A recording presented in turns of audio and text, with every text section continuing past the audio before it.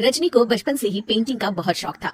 वो हमेशा से ही पेंटर बनना चाहती थी, पर उसके माँ और पिताजी ने उसको कभी भी इस चीज के लिए सपोर्ट नहीं किया और उसकी शादी नीरव से हो गई। नीरव रजनी को बहुत प्यार करता था, पर रजनी हमेशा चुपचाप ही रहती। वो इस शादी से खुश नहीं थी।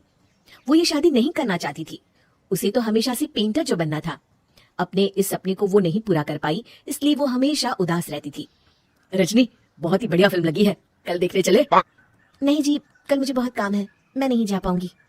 अच्छा तो कोई बात नहीं, संडे को चलते हैं। देखिए, मुझे फिल्म देखना पसंद नहीं है, आपको जाना है तो चले जाइए। नीरव को मना करके रजनी वहां से चली जाती है और अपने बैग को खोलकर उसमें बंद पड़े ब्रश और कलर्स को देखकर रोने लगती है। रजनी, चलो ना कहीं बाहर खाने चलते हैं, कुछ तुम्हारी पसंद का। जी मुझे नहीं जाना, मेरी तबीयत ठीक नहीं है। रजनी वहां से चली जाती है। नीरव को समझ नहीं आता कि रजनी उससे इतना दूर क्यों रहती है। वो जब भी उसके साथ वक्त बिताना चाहता है, रजनी कोई ना कोई बहाना बना देती है। एक दिन घर पर कोई नहीं था। रजनी घर का सारा काम जल्दी से खत्म कर लेती है। घर पर अकेले होने के कारण वो सोचती है कि वो आज पेंटिंग करेगी। वो अपने कमरे में जाकर पेंट ब्रशेस और कलर्स निकालकर जैसे ही कलर मिक्स कर रही होती है कि दरवाजे पर बेल बज जाती है।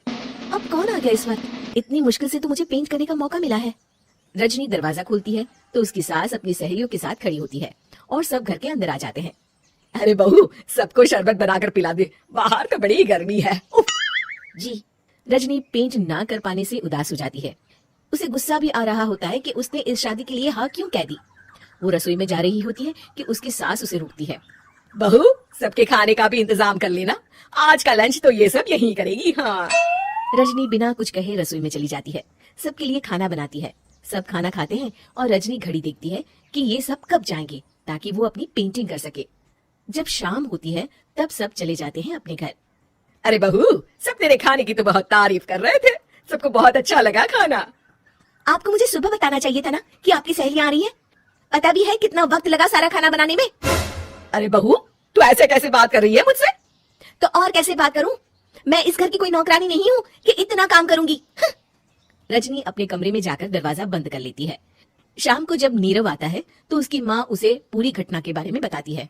क्या रजनी ने आपसे इस तरह बात की? माँ, हाँ, और पता नहीं उसे क्या हो गया है, शाम से बाहर भी नहीं आई है। मैंने तो कई बार आवाज दी, खाना भी नहीं खाया उसने।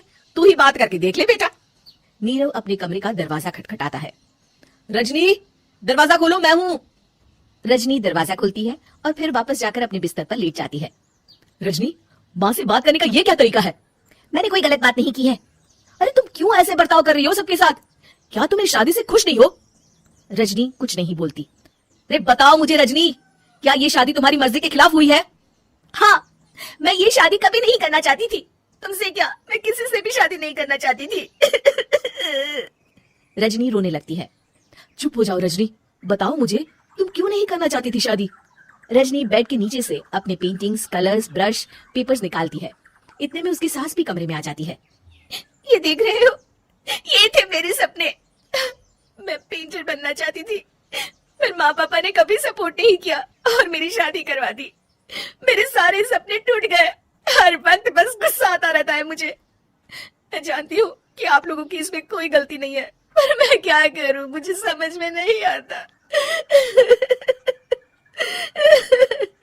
रजनी फूट फूट कर रोने लगती है। मुझे माफ कर दीजिए, आप दोनों के साथ मैं बहुत बुरा बर्ताव कर रही हूँ। अरे रजनी बेटा, चुप हो जाओ तुम। नीरव पानी लेकर आता है। ये लो पानी पियो और शांत हो जाओ। रजनी पानी पीती है और उसकी सास पेंटिंग्स देख रही होती है।